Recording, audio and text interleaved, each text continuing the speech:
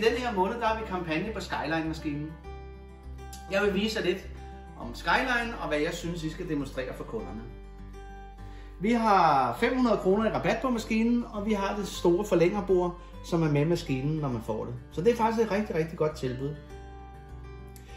Man kan vise en masse forskellige. Nogle synes, det ene er bedre end det andet. Man kan fortælle om stepmotoren, hvor stor den er, hvor stærk den er i forhold til de andre. Den har 71 nålepositioner. Man kan fortælle om trådspændingen, vi kun kører med 10 gram. Jeg vil vise jer 3 ting, som jeg synes er sjove at demonstrere.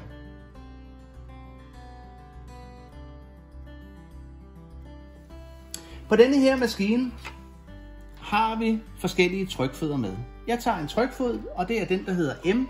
Det står her, alle vores trykfødder står der et bogstav på. Og vi tager M-trykfoden, sætter på, og jeg sætter den over til søm nummer 15, fordi det er overloksømmen, og syr den helt ude i kanten i et tyndt stykke stof. Normalt, når du syr helt ude i kanten på sådan et tyndt stykke stof, så vil stoffet, det vil rynke sammen og ikke blive særlig pænt. Men på grund af trykfoden, og vi har kun kørt med 10 gram, så ser det her faktisk rigtig godt ud. Så kan I se, at vi har syet helt ude i kanten, og det rynker ikke stoffet. Normalt vil det rynke sådan her sammen på en almindelig symaskine. En anden ting, man kan vise, det er, nu tager jeg sådan nogle fnuller. Fordi det, der sker tit, når man syr, det er, at hernede i, der kommer nogle fnuller. Der lå faktisk en lille fnuller nede. Så tager man et almindeligt stykke stof, sætter en almindelig trykfod på, fordi nu vil vi sy lige ud. Og det vil sige, at jeg trykker på søm 01, og symaskinen er indstillet til at sy lige ud. Når jeg starter med at sy, og på grund af, at der er så meget luft imellem nål og griber og stingplade, så sætter symaskinen sig ikke fast.